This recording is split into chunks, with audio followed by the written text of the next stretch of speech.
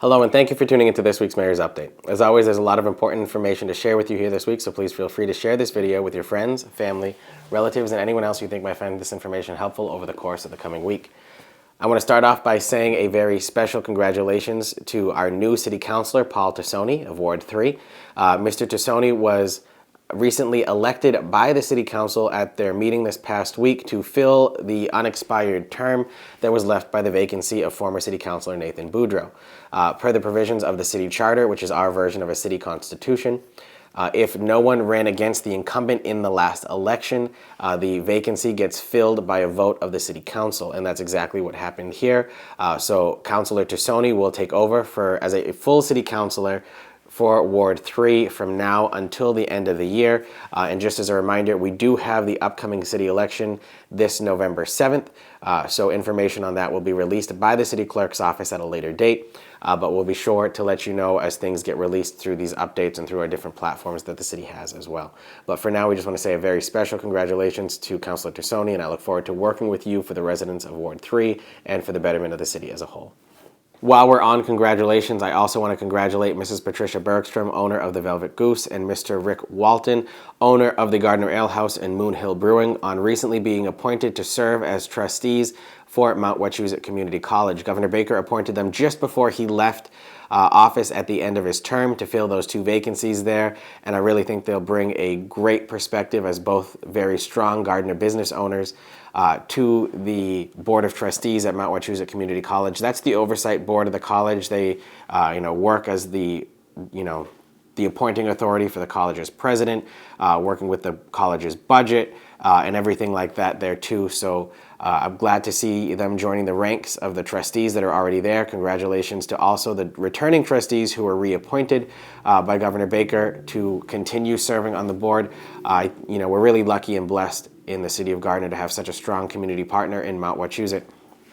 And I'm looking forward to seeing how we can continue to grow our connections with each other in terms of them now being a collaborative process with the Wachusett Business Incubator, working with us on professional development things, and just offering general services to the community as a whole. We really are quite lucky to have them as a very strong asset in the community and a community partner. So thank you very much to everyone who's involved with those programs over at Mount Wachusett Community College.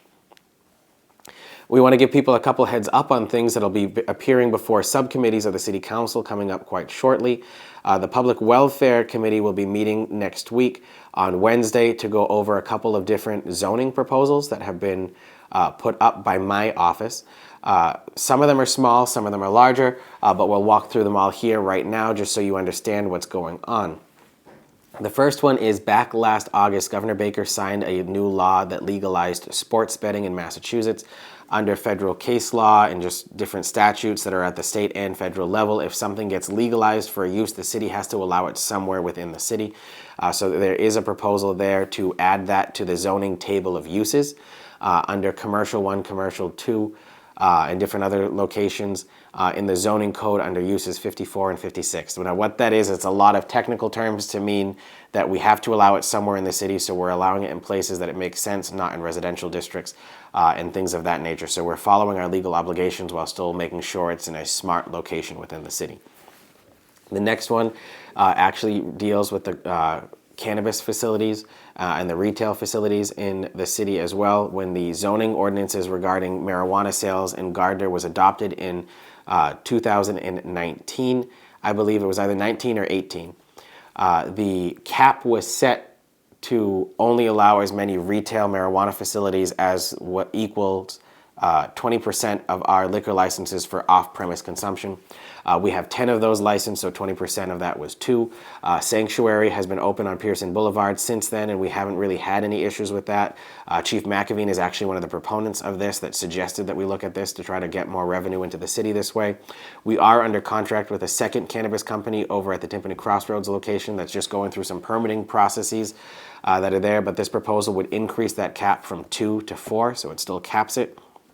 It's still working within the market constraints that I think naturally happen with this industry, but also as the state is looking at limiting what cities and towns can collect from these cannabis companies that really would help us just kind of keep and maintain the status quo in terms of the revenue that we're taking in.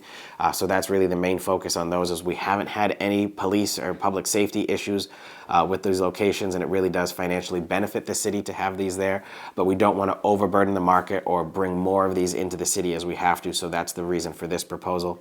And then the final proposal actually deals with a small corridor of the Route 140 location in between Green Street and the Winchendon border.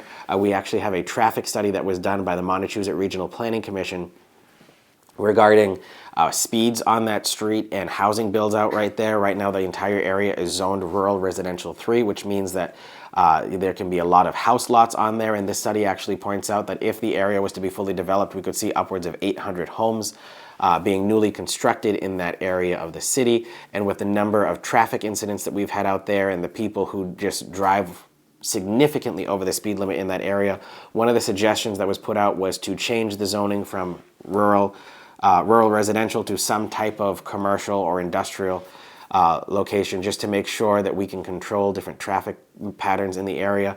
Right now, under the zoning ordinances, we don't have as much approval over if a single family home goes out there and then puts a driveway. We can't control that, but if there's a commercial or industrial business that comes out, they actually have to have their parking plan and their traffic control, so things like lights or stop signs or things like that, approved by the planning board through a process called site plan approval. So thinking ahead to the growth that we're seeing right now in the city and how that can move forward, one of the things that we are looking at here is seeing if we can change that zoning so that we can add those safeguards in and really help make a area of the city that we've seen a lot of safety concerns into a safer location for travelers and those who are visiting that area as well. So those are all going before the Public Welfare Committee this week. At the same time, the Finance Committee will also be meeting this week to go over 2 proposals from my office as well. The first is to purchase about $150,000 of new equipment for the fire department. If you remember a couple of these videos and a couple of the council meetings, we've talked about how we use some of our American Rescue Plan funding to buy some new trucks for the fire department. One of those is a heavy rescue vehicle that does require very specialized equipment. This would be to purchase that equipment, but the reason why we're putting the funding for this up now before the truck arrives is that there's a 12 to 14 month lead period between when you order the equipment and when it arrives due to supply chain constraints. So we're going to have that order come before the city council now. Again, all of these things are reviewed by the subcommittees and then put forward before the city council. And then there's also a proposal from my office to hire a grant consultant for the city just for this calendar year alone. And the reason for this is one of the things that the Healy-Driscoll administration has done to the state is that there's so much brand new one-time federal funding coming out now through things like the CARES Act, the American Rescue Plan, the Inflation Reduction Act, the Bipartisan Infrastructure Law, and all of these other different, federal stimulus bills that have been passed in the last year, that now the funding is just starting to become available, that there's just too much for us to be able to handle in-house. So what the Healy-Driscoll administration has done is hired a new staff member who reports directly to the governor to make sure that Massachusetts gets all of these competitive grants that the federal government is giving out. In speaking with the staff that we have in our community development department, the DPW, the police department, and all of our other grant writing staff that we have the capacity to write the grants that we would normally see year after year after year.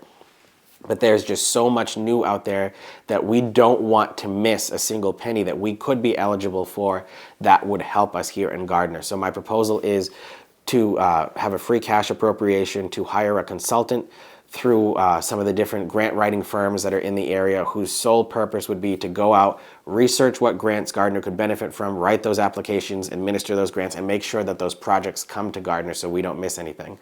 To put this into perspective, there are about 2,700 brand new one-time grants just through the United States Department of Transportation alone, let alone all the other federal agencies that are going to receive funding for grant purposes from these funds. So we want to make sure we get as most as we can, so that's my reasoning for putting that proposal up before the council. Again, both of these will go to their respective committees, whether it's the Welfare Committee or the Finance Committee, this coming Wednesday, and then they'll get referred out to the City Council at their next meeting on February 21st. Particularly with the zoning ones, that'll have to also get referred to the Planning Board, and there'll be a public hearing on the matters as well. And then the council would have to vote twice on each of those proposals. The funding sources, that's only a single vote by the city council. So we'll see how both of those play out, but we'll be sure to let you know how those go as we talk in these updates as well. Just a couple other reminders that the downtown banners and the flower pots throughout downtown and the South Gardner Village Center will be opening up their sponsorships soon. The banners are actually run jointly through Gardner Square 2, and those pricing options are all available on their end and will become available probably within the next week or two. We are opening up the flower pot sponsorships in Gardner for the period of the week before Memorial Day through Thanksgiving. The flower pots will be out.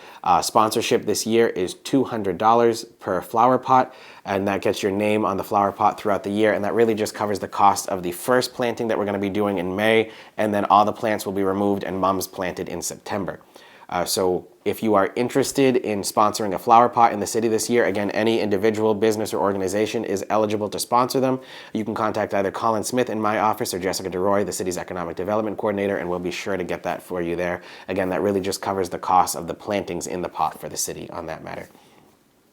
I want to say congratulations to Luck Incorporated, who celebrated their 10th anniversary this past week. Luck is a nonprofit that really does service a lot of the north central Massachusetts region and does really partner with the city a lot, particularly with our prevention activities through Veronica Patty, our city prevention coordinator. A lot of the work that gets done in terms of mentoring programs or prevention coordinator programming is all done through them, so I just want to give them a shout out as well as they celebrate their 10th anniversary. And then we do have a couple of events coming up we want to give people a heads up on. The citywide yard sale is going to take place on May 20th. The organizer of the event, Julie Mazza, is starting to collect forms, letters of interest, or people who are interested in that. So if you want to sign up for the citywide yard sale, you can start to do that. The library book sale is going to take place on February 24th and 25th from 9 a.m. to 4:30 p.m. on the 24th and 9 a.m. to 4 p.m. on the 25th.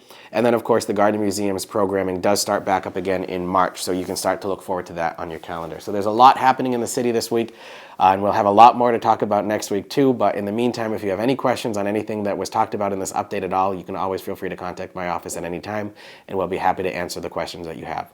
But for now, I think that's enough for this week, and I look forward to speaking with you again next week. Thank you very much, and have a great day.